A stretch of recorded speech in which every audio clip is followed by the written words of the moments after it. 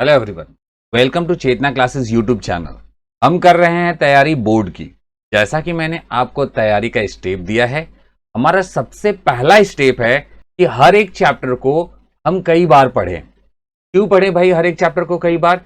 इसलिए पढ़ें जिससे कि हम हर एक वर्ड से अच्छे तरीके से फैमिलियर हो जाएं और एग्जाम में जब हमारे सामने पेपर आए तो हमें पैसेज दोबारा न पढ़ना पड़े और आंसर फटाफट से मिल जाए। तो भाई ये रीडिंग वाले वीडियोस हैं, इसमें लेसन रीडिंग होगी और आपको इसे बार बार देखना है जिससे कि हर एक वर्ड आपका हो जाए। इसके बाद हमारा सेकंड स्टेप होगा जिसके अंदर लेसन की समरी कराई जाएगी। आपको हर एक चैप्टर का समरी दूंगा मैं, जिससे आपको उस चैप्टर की स्टोरी क्या है वो अच्छे से पता चल जाए। और एक बार जब स्टोरी पता चल जाएगी, आपने लेसन रीड कर लिया, स्टोरी भी पता चल गई है, ग्रामर तो मैं आपको करा ही रहा हूं, राइटिंग स्किल सिखा ही रहा हूं, एप्रिसिएशन वगैरह सब दे ही रहा हूं, इस तरीके से आपका इंग्लिश का प्रिपरेशन 100% हो जाएगा और फिर 95 प्लस लाने से आपको कोई नहीं रोक सकता। वीडियो आपको फास्ट लगे तो स्लो स्पीड में करके देख लीजिएगा, पर एक बात याद रखिए कि रीडिंग आपको बार बार करनी है। जितनी बार पॉसिबल हो सके उतनी बार कीजिए। हर एक वर्ड से जब तक आप फेमिलियर नहीं हो जाते तब तक रीडिंग कीजिए। तो चलिए बच्चों, स्टार्ट करते हैं reading. 1.8 Voyaging Towards Excellence. About the author. Achyut Godbole, born 1950, is well known for his writings in Marathi and English. He is a prolific writer in various genres and has produced numerous original works as well as adaptations of works from other languages into Marathi. His writing style is informative and yet very informal. He became a chemical engineer from IIT Mumbai in 1972 and headed top management positions in companies of great repute. This autobiographical sketch penned by Achyut Godbole depicts his journey from a middle-class schoolboy to a famous writer. He was a successful general manager of Patni Computer Systems. He headed many other reputed companies and later became a famous writer. The present write-up discusses his quest for excellence, how he developed a thirst for knowledge. He discusses at length the ingredients, essentials of success and the ways to achieve it. Voyaging Towards Excellence. I had a very simple upbringing. We were a lower middle-class family.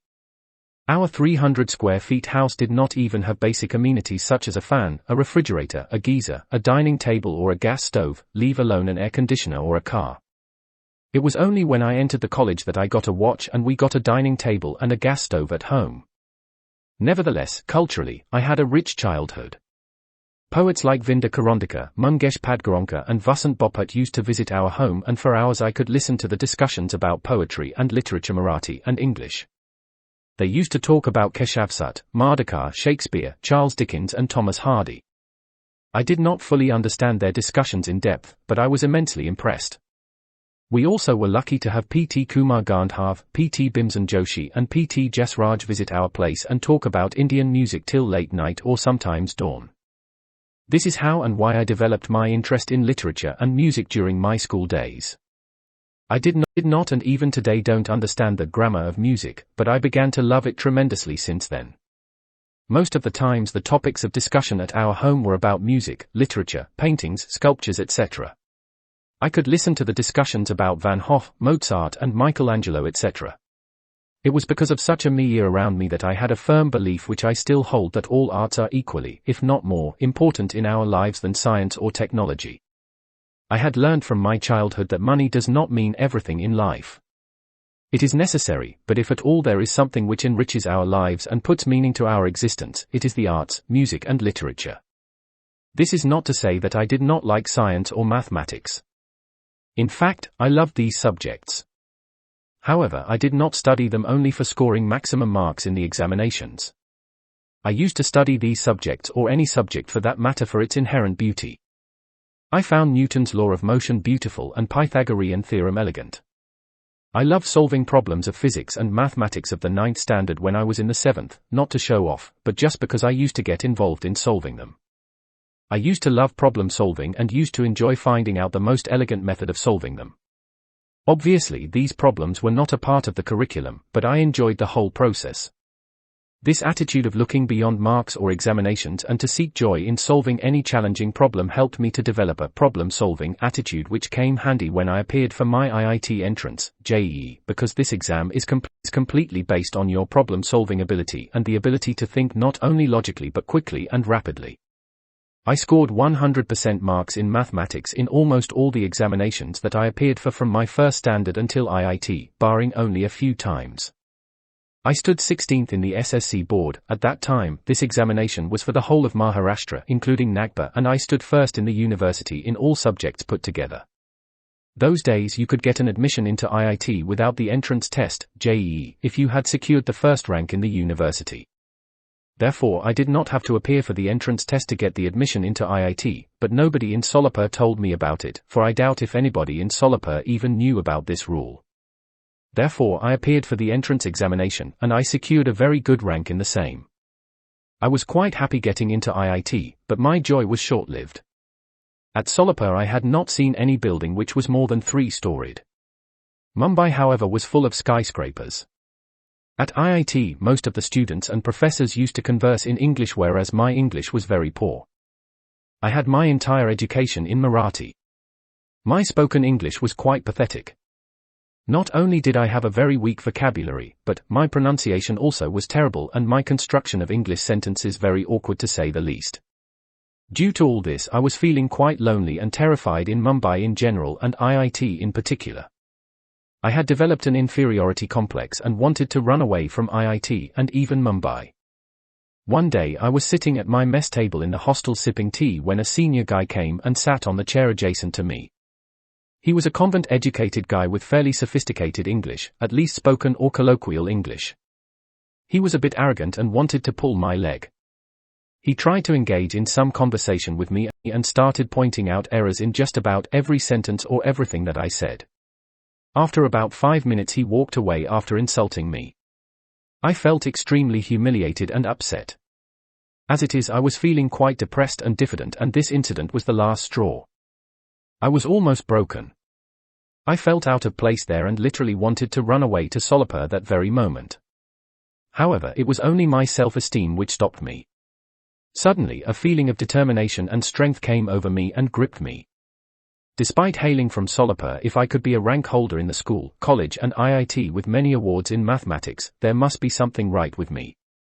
Why should I give up? And that too for a silly and small thing like English. I was not to give up anymore, and I was determined to fight back. As I climbed the stairs of my hostel room, my plan was ready in my mind. Normally most of us who are educated in vernacular languages such as Marathi think in Marathi before speaking in English, translate it in English and then somehow try to speak out these translated English sentences in an extremely awkward fashion. I had decided that I would do nothing of this sort. I wanted to achieve excellence. This urge to excel in anything that you try to do has been with me since the childhood. Whether I would succeed in this or not, I always set my aims high. In this case too, I wanted to speak excellent, elegant and fluent English. The first thing I did was to start reading English newspapers and English novels. I studied etymology and phonetics and studied the roots of the words and how to pronounce them. I used to stand in front of the mirror and practice speaking, realizing my mistakes and correcting them myself all the time and improvising and improving day by day. It took about 9 to 10 months, by which time I started feeling quite confident about speaking in English at length with anybody. My fear had vanished and I started feeling at home in my hostel. In my future career, out of 32 years in information technology field, I was the chief executive or managing director or head of software company with thousands of software engineers worldwide. During that period I had to give several presentations or negotiate many contracts with the CEOs, directors or VPs in the US, UK or Australia. I was absolutely at ease at that time. It is only due to the efforts at IIT that I could sign contracts worth millions of dollars worldwide and also run large global software companies. At IIT I got fairly good marks in my first 2 years. However, a very important thing happened while I was in my 3rd year.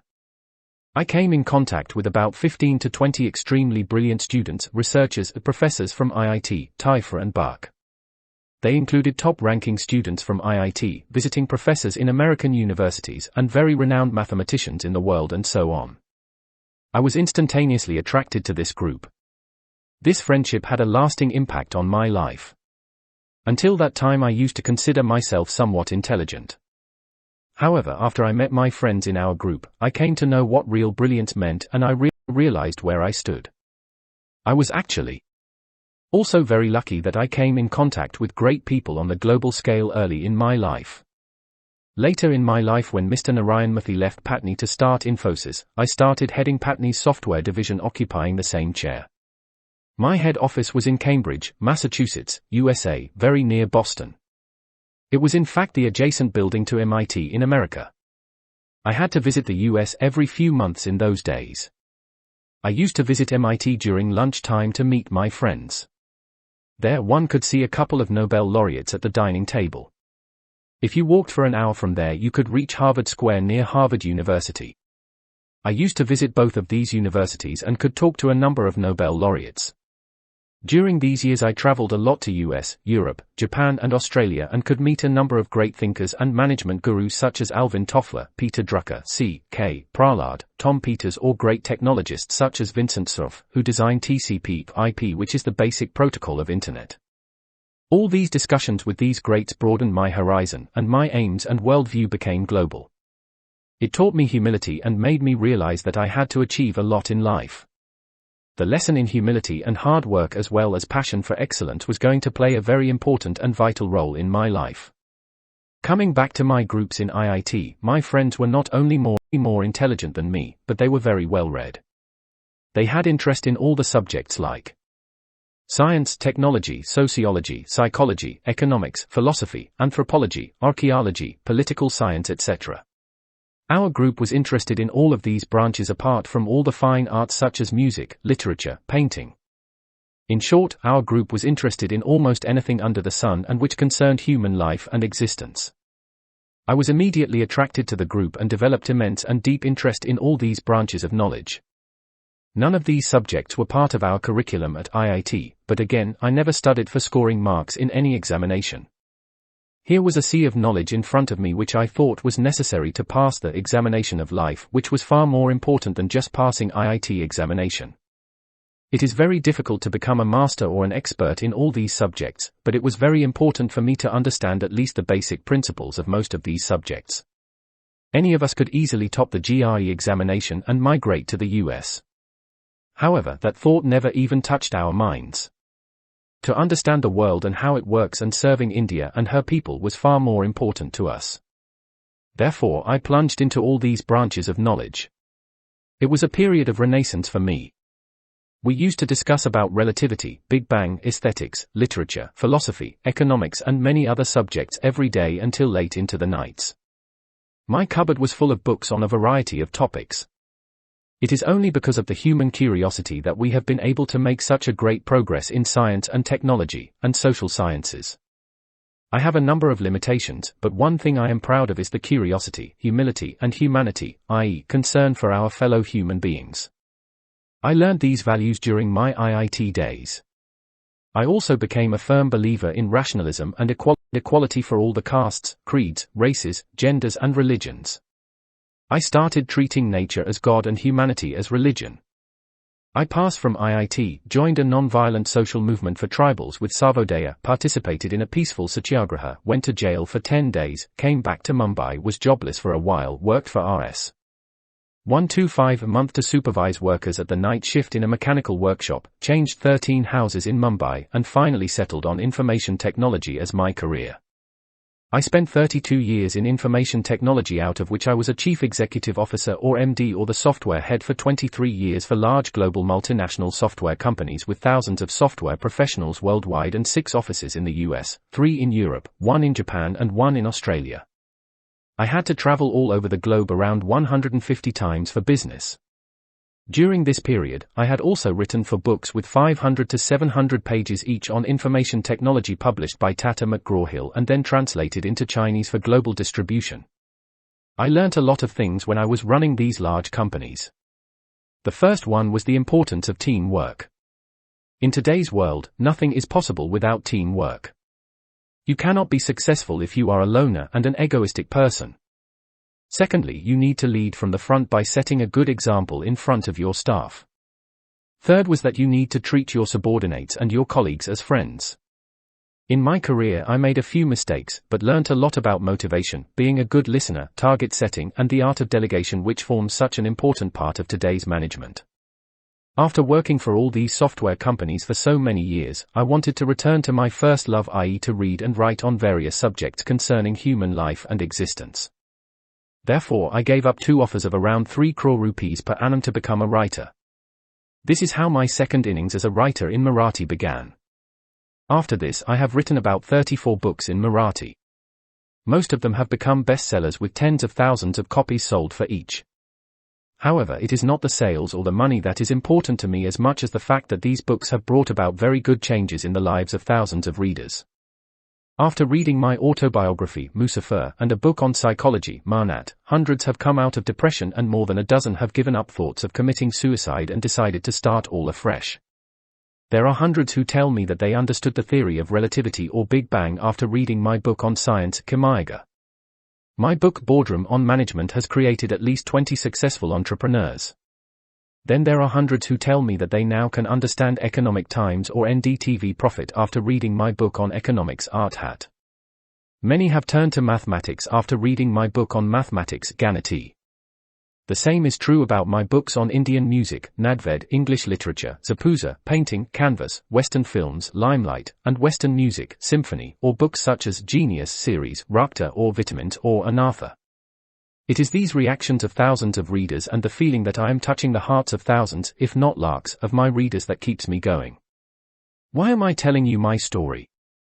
When I look back, there are a number of lessons and values that I cherish and keep learning about even today. Some of these are thirst for knowledge, curiosity, humility, humanity, rationality, equality, teamwork, quest for excellence, never say die, thinking big. Achyut Godbole. Thank you for watching the video. Please subscribe the channel if you haven't yet and don't forget to press the bell icon. Like the video and also share it with your friends so that they too can study. Bye bye. We will meet in our next video.